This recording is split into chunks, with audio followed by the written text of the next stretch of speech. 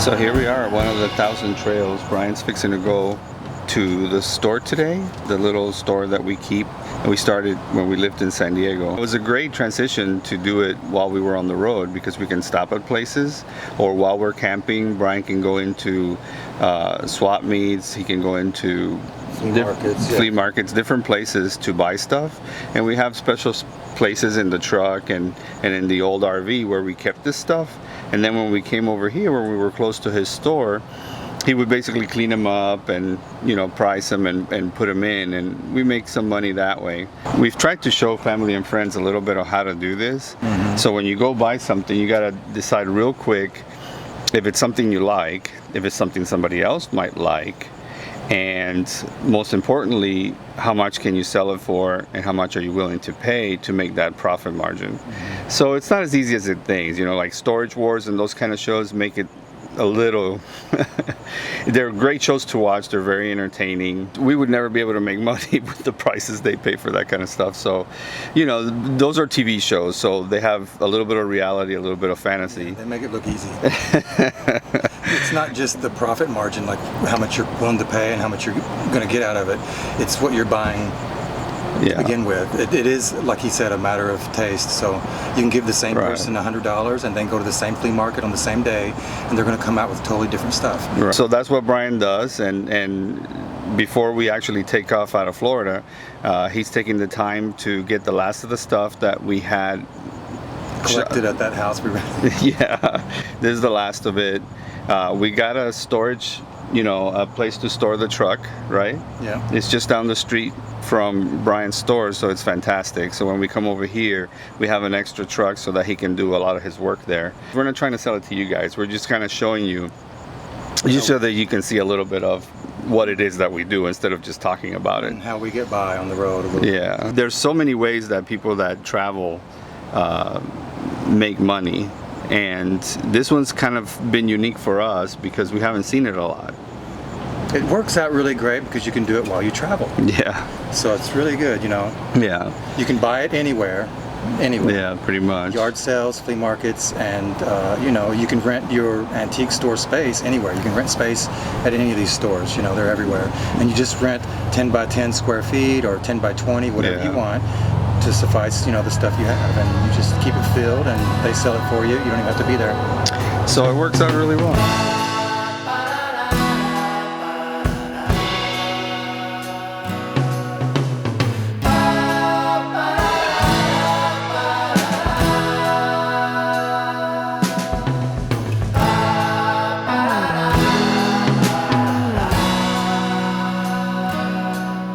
Oh my goodness, Brian and I bought some, what we think it's ice cream.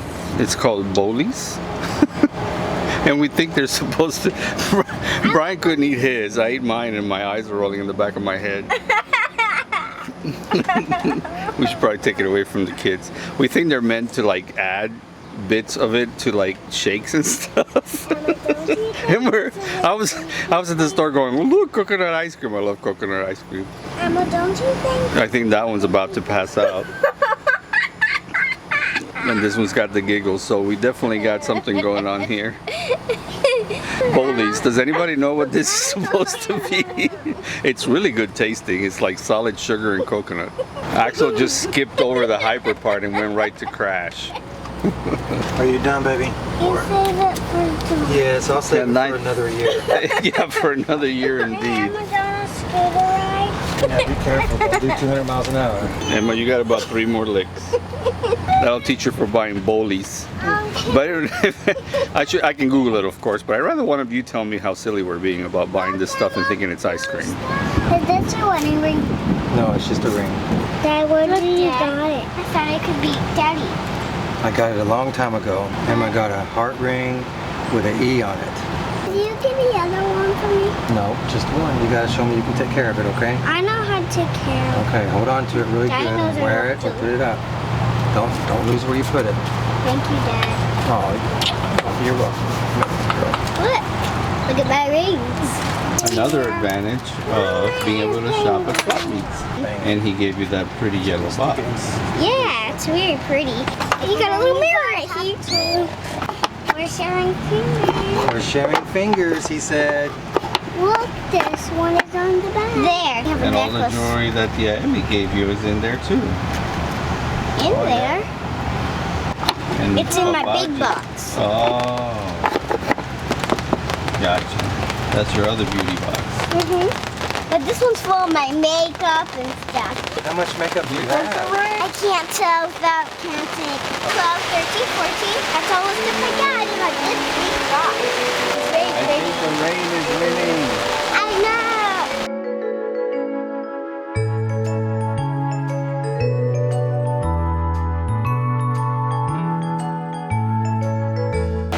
In the land where I was born, lived a man who sailed the sea, sailed the sea. Cut, Cut. cut. We all live in the yellow submarine, the yellow submarine. And the band begins to play. Stop raining. You forgot to sing. You just don't. The yellow submarine sank. I'm surrounded. A yellow submarine. We all live in a yellow submarine. I know that song. I want to be under the sea Oh, see, in my octopus's garden in the shade. see, first you gotta know the words, right? In the We all sing octopus's it. garden today.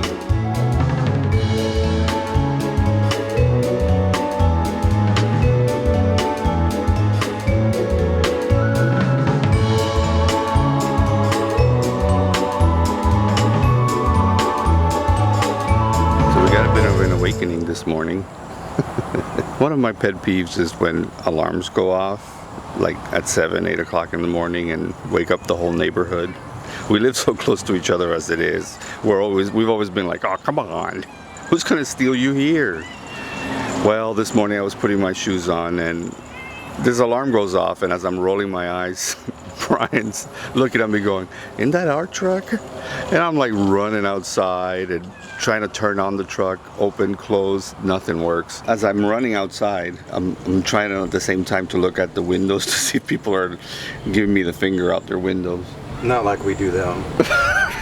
They're nicer than we are. Yeah. No, we've never said I know, anything. I'm just making a joke. I know. We never say anything to anybody. We just kind of giggle. I always make the comment, "I'm being robbed." That key, that fob in my pocket, as I'm putting my shoes on, I just somehow press the button in my pocket. We've never had one with a panic button. so it was news to me that's what it does. Yeah. Well, my old truck does, but it's never worked. Oh, well, there you go. And we've never had a panic moment until this morning when we pressed the panic button. That ensued panic.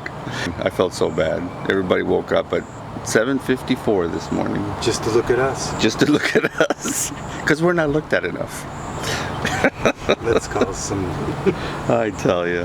So that's how the day started, with some excitement. And of course the kids are all up. "What's going on? Somebody's stealing our truck." And I didn't know how to turn the thing off until it occurred to me to look at the fob and see. I mean, I tried everything when I was in that thing. Yeah, out, little chocolate milk, and out to ride their scooters and start the day. What are you doing? Done. You're done. How long have you been riding for? 50 hours. 50 hours? That's about right. Except minutes. 50 minutes. I forgot my helmet. Unless you have a job that naturally lends itself to making money on the road, it's fairly difficult. A lot of people ask us that too. You know, how do you? Yeah, how do we do it? And we've told you a little bit about Brian's store and how we sell home furnishings in there, and we pick them up as we travel. And you know, we've been doing it for a very long time, since 08. So it's something that we've known how to do, and we've tried to teach other people, but it's really difficult to teach other people. You know, anybody can do it, but it's. You know, Yeah, you're selling your taste, and whether people buy that or not, it's really complicated. You know, there are many ways that people make money on the road that we've learned over the last 2.5 years. The reason we're sharing it with you because it's we've seen people do it as a way to take vacations, with very little money. And one of the ways is to host a campground. So a lot of places, whether it be government or state or city or even private parks, They always have at least one host, depending on the park. There's 4 or 5 hosts. yeah, depending on the And size. sometimes there's a list that you have to get on, Yeah. and you take your turn. Your And summer. often these hosting opportunities are given to you to stay there for free for the whole summer or however many months it is that they need the people to fill in the spot for. It's one of the more common ways that we see people stretch their ability to stay on the road for long periods of time, because they're able to stay somewhere for free, and then they supplement their income by selling wood. Is one of the ways we've seen. Some of them even do arts and crafts, and they put it Yeah. in their, they display For it out in sale. their yard or something. Yeah. It's different ways. Yeah, definitely. You sell your talent. You sell your. Yeah. We've seen different creative things. ways of being able to do it. So that's one The way. writer, she wrote and she writes, and she was selling Oh, her books, yeah. selling her books along Yeah, the way. yeah. Children's books. Yeah. So there's. So that was really cute. The ones you hear a lot about is traveling nurses. So if you're in the nursing field of any sort, a traveling nurse, they have special applications in order to support, traveling nurses. Clearly, any kind of computer programming that allows you to telecommute is really fantastic to do on the road. You're limited sometimes depending on the interaction that you need to have with clients, because sometimes you might be parked somewhere where you don't have cell phone service. So you got to time all these things properly. But we've met lots of families that's the way they make a living, is that they telecommute. Another way is that we've seen is keepers. It's kind of similar to hosting campgrounds, but instead what they're doing is that they're taking care of some kind of property like a lighthouse or a historic site or something of that nature. And you can go visit to those sites, and they have a little spot for the RVer that's kind of hosting this environment, or they can stay on the property itself. So those are also great opportunities to make money. Again, for us, we supplement our savings with the store, and clearly we're trying to get our story out there, and we're hoping to have it grow to the point where we can do this full time. One of the reasons we stopped last year for 6 months or so was because we kind of freaked out a little bit about our money situation, and we had to regroup and figure out, okay, how are we, if we really want to do this and we really want to tell our story and grow an audience and show the world that our family is possible, we had to regroup and figure out. It's one of the reasons we went to this format. It's just to stretch our dollar and give our story, our channel, a chance to grow. Because if not, we would have been done with all this in less than a year.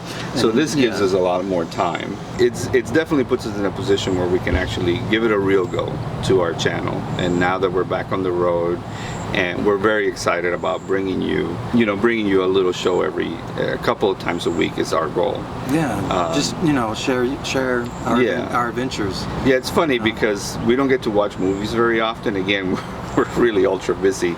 But last night we saw The Imitation Game. There you go. And it's such a different world. The movie is just absolutely heart-wrenching. During World War II, it's a story of Alan Turing, that he led the team that basically broke the Enigma machine by creating one of the first computers ever made. He's considered the father of computing because of his ideas regarding artificial intelligence. He was a mathematician, and he was gay, homosexual as it was called back then. It still is, if you're under a microscope. But the way his life ended is just absolutely tragic.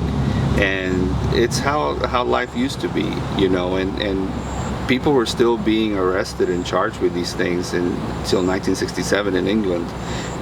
Further in the United States, I still remember the case in the 1980s where the police raided the wrong house and they found 2 men. This was in Georgia. In bed, and they arrested them. And that case, I forget how far it went. I should have done a little more research for you guys. But that started the end of the sodomy laws in the United States, and this was 1980s. It puts it into perspective, the importance of showing that our families, our kind of families, are just as viable and just as worthy of existing as anybody else's. And that is the driving force behind our channel and our almost need to tell our story. To have people at least be able to say, we know a family. So if you like our stories, YouTube does put a lot of emphasis on interaction, likes, comments, what's being said, you know, that kind of thing. And we try to be very responsive. We feel like we're getting to know so many of you already because we talk to you so often regarding so many issues. And it's absolutely lovely and crucial that you guys are kind of the foundation of this channel. So you're really helping it get off the ground. We feel like it's getting some flight, especially now that we left. I think a lot of people were waiting for us to get back on the road. And that's the fun part. Yeah, that's the fun part, and there's very stories to tell for sure. Yeah. So if you're new, welcome aboard. And if you've been here a while, and I know a lot of you have, welcome to our new adventures. I want broccoli and fried rice. And what was that? an egg. Or maybe I can have butter rice, just butter rice and broccoli. All right. Make the butter rice you always make it. I will.